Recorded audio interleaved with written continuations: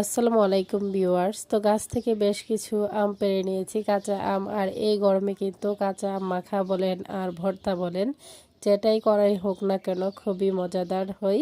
তো যেহেতু বছরের প্রথম আম ভর্তা করব, তো সেজন্য বেশ কিছু আমি পেড়ে নিয়েছি গাছ থেকে। তো আমরা এরপর চলে এসেছি ছাদের উপর, যেহেতু ভর্তার প্রসেসিংটা আমরা ছাদ থেকেই শুরু করব।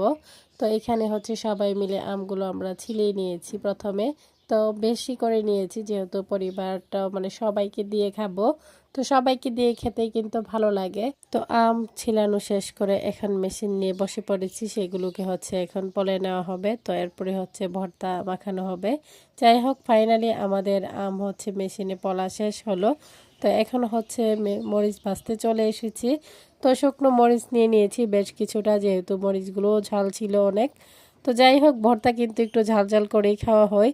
তো এই গরমে জিভে জল চলে আসার মতো একটা ভর্তা। যাই হোক, এখন কি কি উপকরণ দিয়ে মাখাই সেটাই আপনাদের মাঝে শেয়ার করব। তো এখানে হচ্ছে শুকনো মরিচ, কাসুন্দি, লবণ, চিনি, তো সব কিছু উপকরণ দিয়ে এখন হচ্ছে ভর্তাটা মাখানো হবে।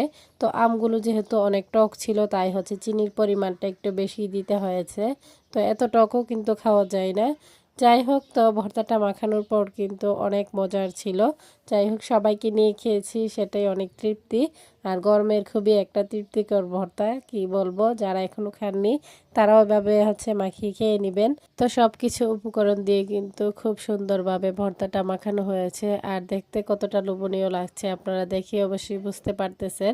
তো আমি জানি দেখে অনেকেরই খেতে ইচ্ছে করবে, যাদের খেতে ইচ্ছে করবে তারা আমার বাসায় চলে আসবেন। তো এখানে হচ্ছে আমার মানে কাকিদেরকে হচ্ছে এই ভর্তাগুলো ওদের জন্য পাঠাবো। তো সেই জন্যই আর কি এখানে ওদের জন্য নিয়ে নিয়েছি। তো এরপর সবাই মিলে বসেছিলাম খেতে, খুব মজা করেই খাচ্ছিলাম। তো এত ঝালও ছিল না বা এত মিষ্টিও ছিল না, টকও না, মানে এরকম একটা মানে মজাদার একটা ভর্তা ছিল। খুব মজা করে খেয়েছিলাম। তো বিকেলবেলা কাজিনদের নিয়ে খুব মজা করে আর সবাই যখন একসাথে বসি গল্প করে কিভাবে যেন সময়টা কেটে যায় আসলেই বোঝা যায় না। দুর্দান্ত স্বাদের কাঁচা আমের ভর্তা রেসিপিটা আপনাদের মাঝে শেয়ার করলাম।